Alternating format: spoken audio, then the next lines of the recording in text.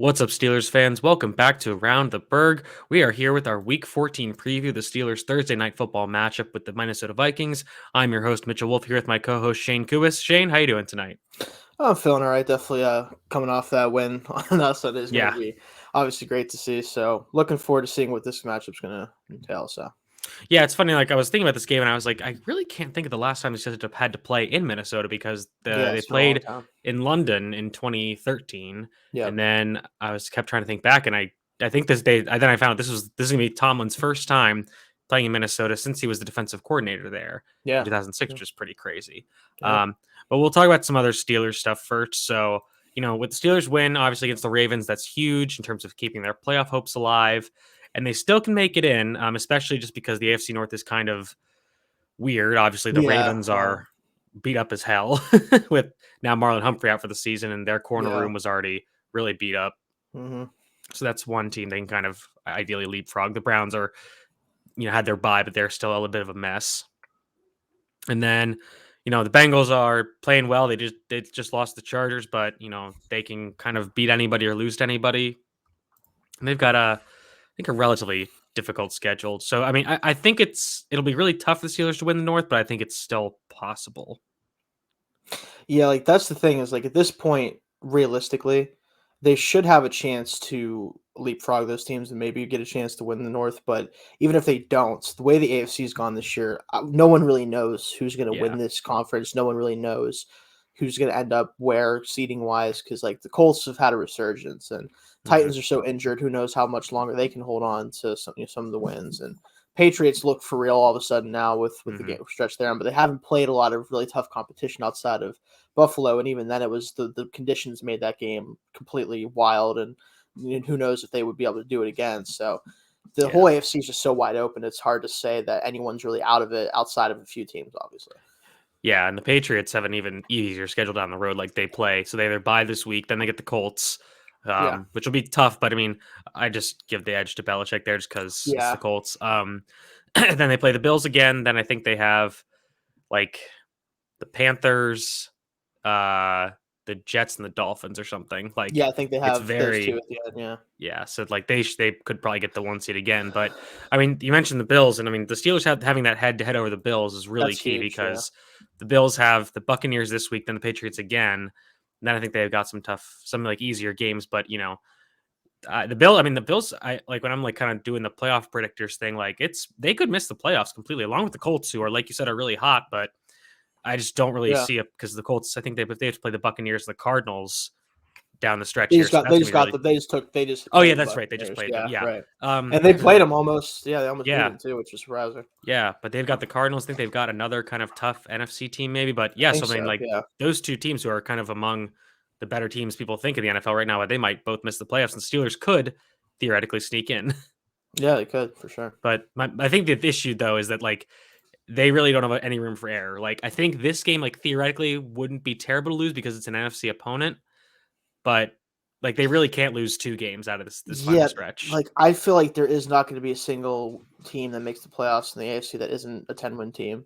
So like Yeah. at this point, we're looking at having to finish, like you said, 4-1, and where that loss comes from definitely matters a little bit. But it's more so just do not if you lose more than one game, you have no real guarantee at all that you're going to have a good shot at it at the end. Yeah, you're gonna need to get lucky and get a lot of Yeah, help because yeah. and the tie, of course, makes things really weird. Yeah, it could end up being helpful, it could end up not. I mean, obviously that win would have been really important and Yeah, it's one we should have gotten, but it could end up being, in our favor, but it's just hard to say at this point. absolutely. All right, so we'll get in now. We're gonna get into the kind of the big news on Steelers in the Steelers world this week is the case for TJ Watt for Defensive Player of the Year, and this is something we talked about a few weeks ago, but we're gonna kind of come back to it as it's kind of come up in the news again. And obviously TJ Watt's been dominating. He was just named AFC Defensive Player of the Week for his 3.5 sack performance against the Ravens. But I think the big thing is there's the possibility that he could break the single season sack record, which Yeah, is which wild. it just doesn't make any sense when you Yeah. look at it. Like from this one, he's missed, the better part of two games, Hmm. and just the fact that he's even going to have a shot at it is pretty hilarious, honestly. Just from a statistical standpoint, like for him to play ultimately what's going to be probably the equivalent of about 14 and a half, 15 games, assuming if he stays healthy the rest of the way. Hmm. and he hasn't really been healthy in any of these games fully, at least most of them for the most part this year. Like Yeah, like he the probably stats hasn't been are fully healthy since week no, 1, which he right. hadn't been practicing with the team. So like even then, he probably wasn't at quote 100%. 100%. Yeah, Like this is like 80-90% TJ Watt that's doing yeah, these numbers, and like that's why like some of his peripheral numbers, like his pressure rate and hmm stuff like that, isn't quite at the highest in the league. But like everything else, like the splash plays, the impact plays, the hustle part of it, like so much of his hmm game comes from just the relentlessness. hmm And people will say, well, that doesn't, anyone can be relentless. It's like, well, when you're yeah, relentless as TJ Watt is, and hmm also as talented as him, exactly. this is the type of statistical production you get, right? Like Yeah, he like just makes like these plays.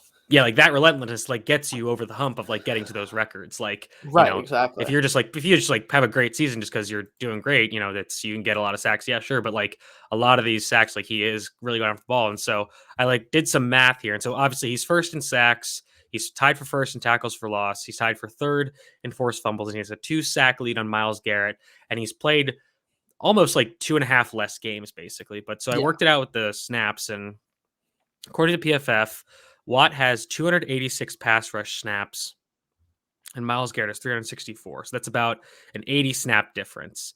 And Watt's sack percentage is 5.6, whereas Garrett's is 3.8. So, that's about 1.8, almost 2% more that the sacks that Watt's getting as compared to Garrett. Now, I'll say this, Garrett's his pressure percentage on those pass rush snaps is 15.4, whereas Watts is 14. So that's a little lower. And like you said, I think that, him being a little limited by injury, him just, being out of games has kind of reduced that opportunity. But I mean, that's still really close.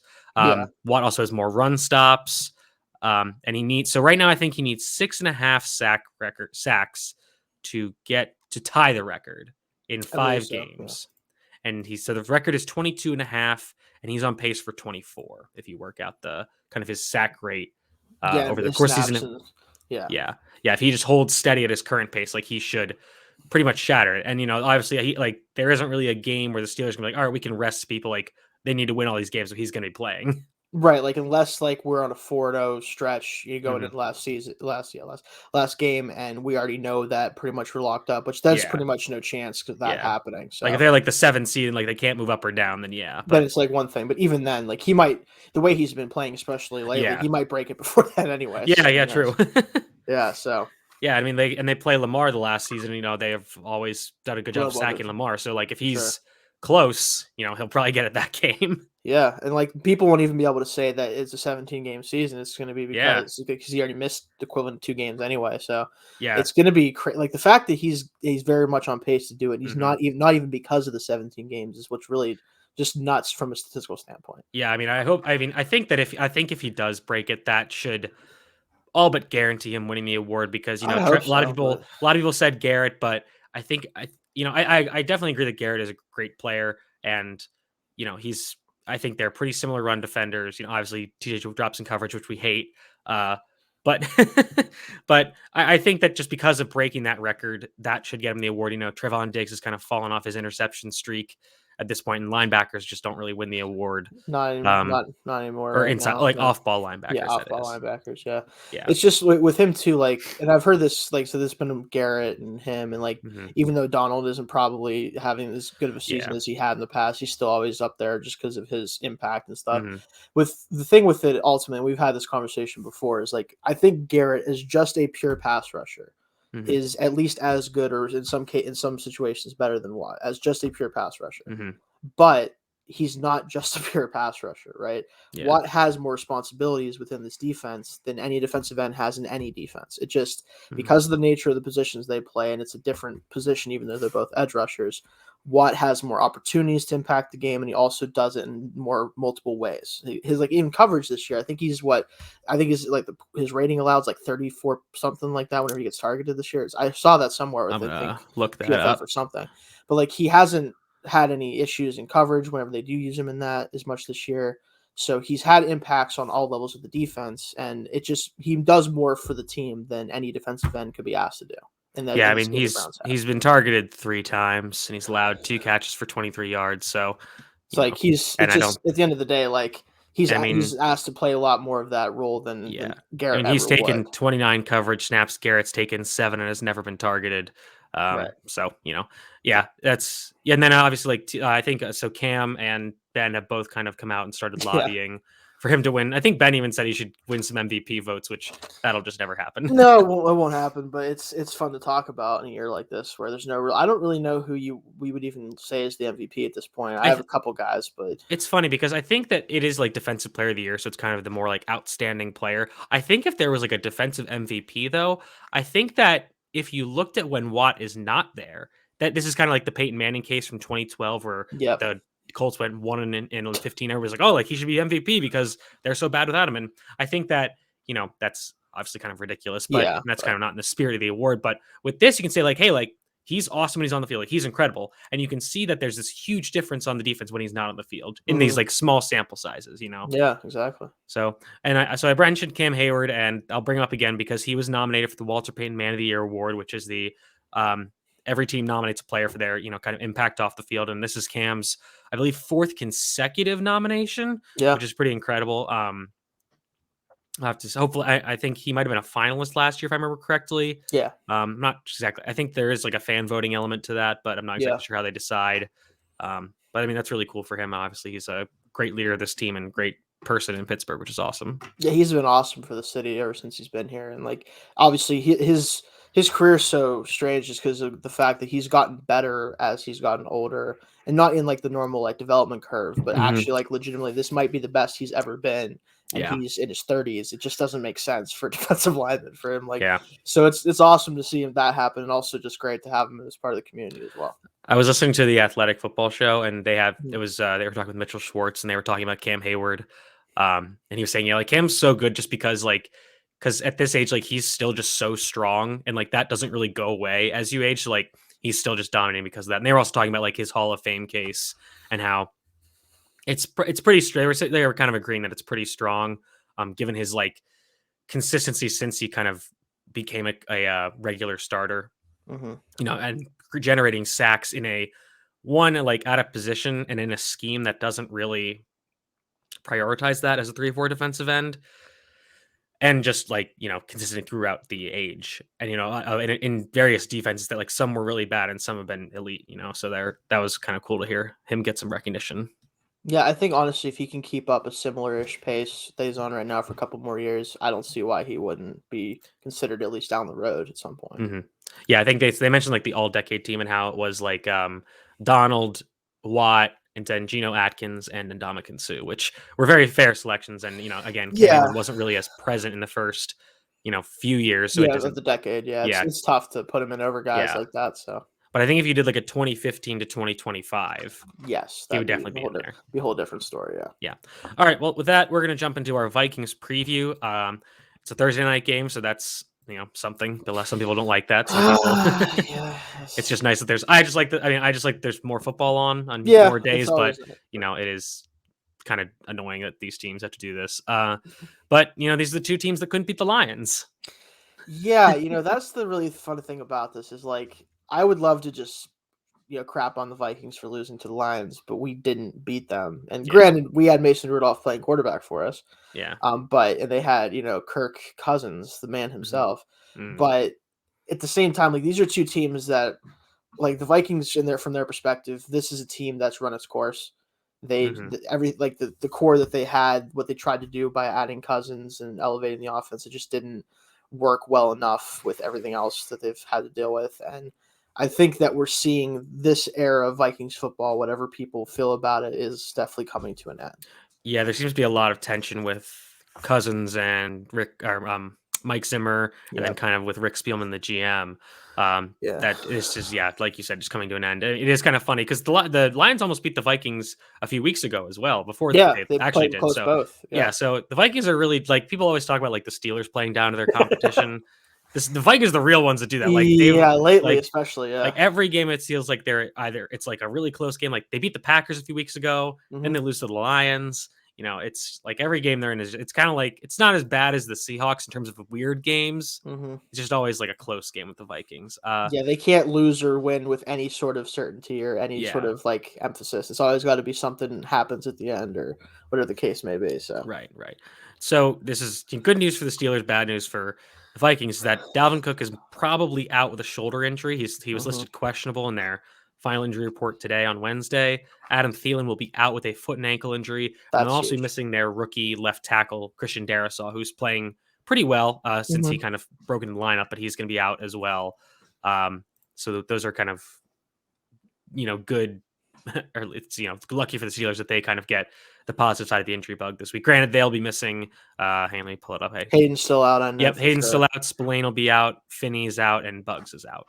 Which So honestly, like, other than the fact that Hayden's out, which is really the big issue with the secondary right now, I'm fine with most of that. Honestly, like, yeah, especially I want to see more of Leglu for sure. yeah, definitely. Especially as run blocker, like if he can play anything like he did in the short stint he had, last game, I'm really going to be happy with that from that perspective. But from the Vikings, this is huge for Thielen to be out specifically because Madison's a great backup running back, so I'm not too like they're obviously missing Cook. I think it was Mike Boone when they still had him, like him and Cook and Madison all had the dreads. They all looked like they were the exact same running back. Yeah, I was like, listen, you guys got to go T formation and just give them all like very similar numbers. Right, just see what happens with it. Yeah, no, but with like Madison, I'm not that concerned with like whether he plays there. They're both good players, so it's like Cook is more of the big play guy, obviously. So you have to worry about that. But outside of that, like Thielen missing is the big thing here because it allows us to hopefully spend a lot more effort and time on keeping Jefferson from blowing the game open because that's what he's been doing for them for the past really couple weeks, helping my fantasy team. But this week, I'm just going to have to hope that he doesn't do much. But this week, I have Dalvin on mine, so I've I'm in the losers bracket in mine, but we're not going to do that. We don't have to talk about fantasy. But from that perspective, it should hopefully help keep him from really blowing the game up. Which that's the thing I'm most worried about is him really just blowing the top off the defense just because of how fantastic he's been. So hopefully that'll help limit him. Yeah, I think this will be kind of like how the Steelers played in their first few weeks. They were super focused on just taking away a team's primary weapon. So like when they played the Packers with Devontae Adams, and I think they'll probably, I'll come back to this later, but I think they're probably just going to put Cam Sutton on him because, Jefferson obviously plays in the slot outside, can do anything, and Sutton can do that too. Yeah. So I think they'll basically just be like, all right, Sutton, follow him, and then we'll kind of try to give you Minka help over the top. Just rotate guys over. Yeah. Because, I mean, KJ Osborne is a solid, like, kind of backup option for them. I mean, he's not Adam Thielen, and he's, wide receiver 3 at best. So if they put Witherspoon or Pierre or whoever on them, I'm not super concerned. Yeah, it's not shouldn't be like a game-breaking thing. Yeah, and their tight ends aren't a lot to write home about. Conklin and what I think Herndon, I think those two or something like that. Yeah, that's exactly that's it. So really, it's just all Justin Jefferson. Just got to make sure And I mean, in terms of the running game, this is kind of troublesome because they kind of run that Shanahan Kubiak outside zone stuff, and that's something that's given the Steelers a lot of trouble in past weeks with the Seahawks and the Lions. So I'll say this though, and this is kind of interesting. So even though the Vikings do run the ball like decently well in terms of like yardage, their rushing expected points is negative 34.91, which is second to last in the NFL. But they do have the lowest turnover percentage in terms of drives ending in turnovers. Like, so they just don't turn the ball over, but in terms of expected points, they don't run the ball well, which is encouraging at least. Yeah, like I'm hoping that, again, this is asking a lot, it feels like, from Butler this year, but him understanding and recognizing that this is a similar type of run game that's given us trouble in the past, I have to assume that he's at least going to try to do something to solve that issue. Yeah. So if we could just keep that from being something they can lean on and make Cousins have to beat us without Jefferson having Thielen's help, I think that's going to be the best way to try to keep this offense under that 20-ish point, which is what we're going to probably need to have a really good shot at winning.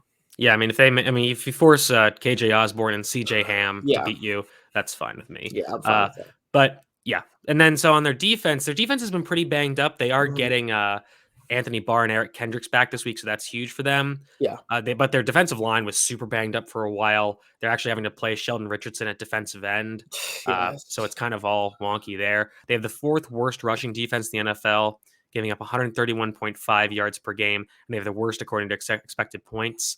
They're the 4th worst in total defense as well. So, I mean, if this was kind of a get-right game for the Steelers running game, so that's kind of had to take a backseat in the last few weeks, especially, and like I patting myself on the back for identifying Leglu in the preseason as a guy who was pretty good.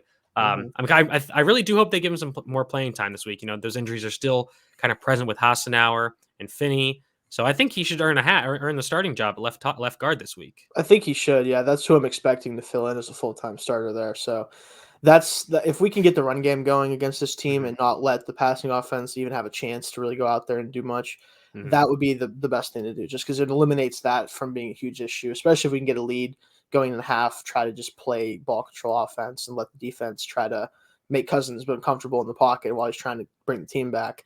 That's the best chance we're going to have to make this a good game.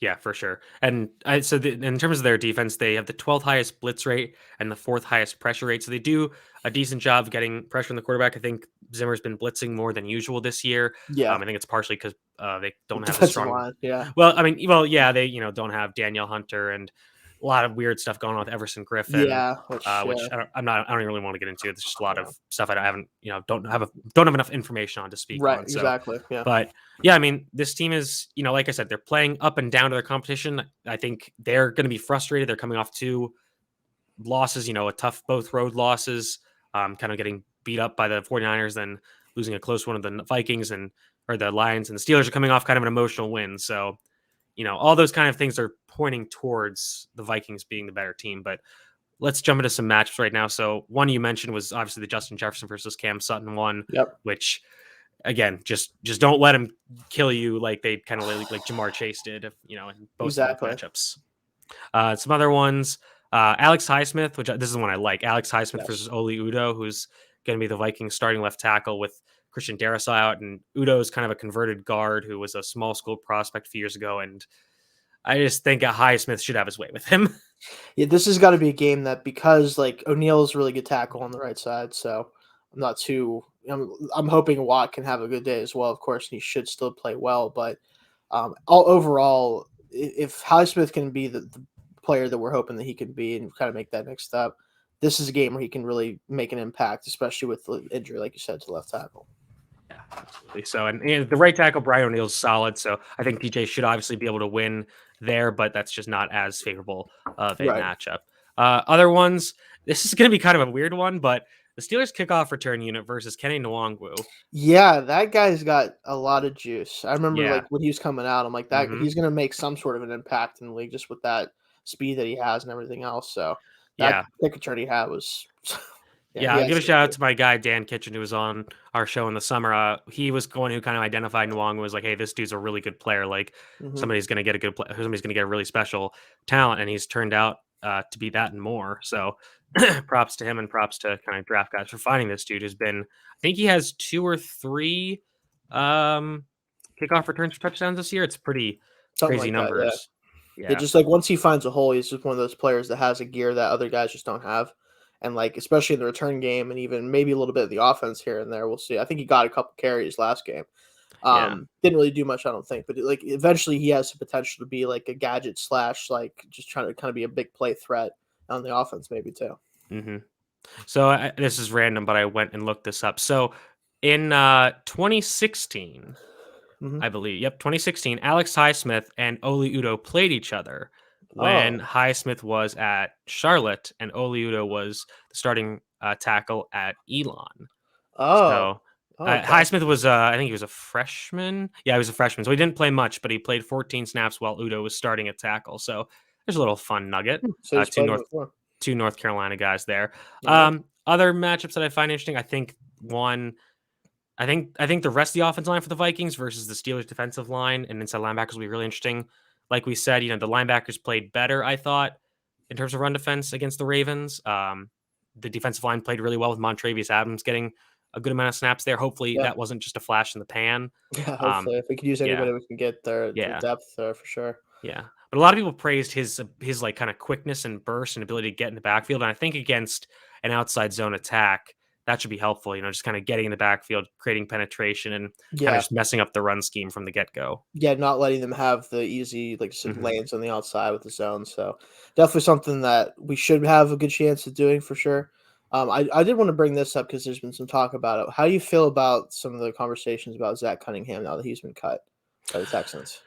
Yeah, that's interesting. I mean, I like him as a player a lot. Yeah. It's seen they're doing some weird stuff because they benched Justin Reed a few weeks ago, then they Yeah, for benched Cunningham something for disciplinary reasons. So I don't know because like here's the thing, like if it's any other team, I'd be like, oh, that's concerning. But I feel like if you're getting benched by the Texans, that's like a positive for you almost. it's Especially yeah, 'cause if you're an established good player. right, and you're just like if it seems more of like some of these players are just tired of it, and I Yeah. can't blame them for No, that. yeah, So if that's what's exactly. going on, like then definitely he's a player that I would 100% want them to look into getting because especially with the way the Bush has played and everything else, even if it's just to give another body to put out there and a guy that can play and has had experience as a starter, obviously for a while now, that would be Yeah. really helpful to have on the unit, especially with the injuries and everything else. Yeah, he'd be really interesting in terms of a pass coverage linebacker. I think it'll be interesting because obviously like the waiver. I'm not sure how the waiver like timeline works. The Steelers being on Thursday night, I'm because not sure. obviously they would get him for next week and for Right. the rest of the season ostensibly. Um, so like let's say like if they wanted like IR Spillane Yeah. just to kind of clear up the roster spot, then I would definitely be interested. Yes. And if Yeah. they could kind of bring him in and kind of give him this quote long week to get ready for the next game. Yeah, I mean, I'd definitely be interested in that. I think they Yeah. basically said like his salary is only like 900,000 for this Something like season, so that. it's Yeah. pretty reasonable. So yeah, I would be very interested in that because I do, like I I said, feel the like same way. I Yeah. think that Yeah. I think that the Texans are just they're not running They're things they're well. going through it is the way I like to think of it. They're just Yeah, going through it. So yeah, that's wild. All right, well we'll get into our predictions now. Excuse me. So the Vikings are favored by 3 right now. Hang on, I'm gonna check that because I wonder if the line has moved since kind of these injuries have been made I official. checked earlier. I'm not sure if it moved much at all. Let's find out. That's still Minnesota -3. Okay. All right. The under has shifted down to 43.5. It was Wow. 44, so that's Wow. interesting.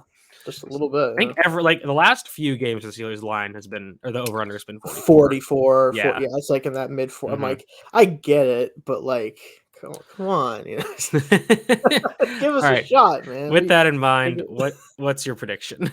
I'm gonna go. I'm gonna go out on a limb a little bit here, and I'm gonna say that for a multitude of reasons. One, because I think the offense will just be a little bit better, and then two, I think the Vikings, like I said, they're just kind of they've run their course with this team. I think that as much as they're gonna be upset about saying that they're the only team to lose the Lions this year, and they might be the only team that loses the Lions. We'll see how the rest of their season goes. I just don't think they have it at this point as a team. I think that these last two losses pretty much take them out of any consideration for any playoff spots. I think all the players know that this kind of era with Zimmer and everything else is about to be over. And I'm going to say we have a pretty sizable win, actually. I'm going to go out limb and say 31-20 Oh my. Steelers. Oh boy. Yes. Okay. Yes. I'm talking Okay. like I'm talking a defensive touchdown in there somewhere. We're talking some big plays that happen that kind of just demoralize the Vikings during the game, and then it's a little closer at the end, but still a pretty good win for the Steelers.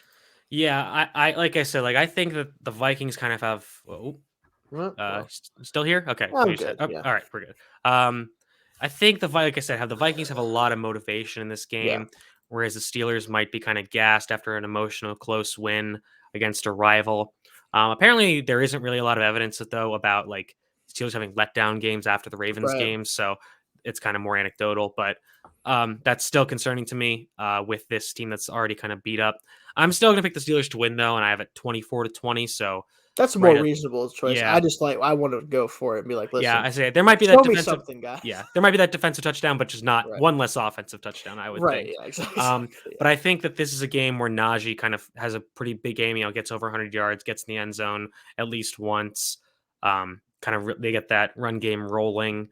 Now that the offensive, now maybe like Lou kind of gets that train going. Sure. In terms of defensively, I think there might be some Jefferson's just going to make plays. He always does, no matter At who's some covering point, him. yeah. At some point, he will. Yeah. So that's going to be big. But I think for most of the game, the Steelers are going to be able to get pressure on Cousins, and if they can do that, they can pretty much make him fold. And like I said, I don't think Dalvin Cook's going to play. Adam Thielen being out is big. Missing left tackle is big. So you've kind of 3 really key players in this offense that won't be there. So for those reasons, I'm going to pick the Steelers to win. I'm not super confident in it, but I'm kind of just doing some wishful thinking on this one. So that's going to do it for us for this episode. We'll be back. We're going to record on Friday to recap the game. I'm not sure exactly when that episode's going to come out. So just make sure you're checking your podcast feeds on Apple Podcasts, Spotify, wherever your podcasts are found or sold. But in the meantime, Shayne, let people know where they can find your work. Well, you can find me at Steelers ATB tomorrow, tweeting about the game, hopefully in a positive fashion, like I did this past week. If not, you'll at least get to hear me complain about whatever X thing might be going wrong. Mm-hmm. Of course, at Shane Kubis on Twitter as well, of course.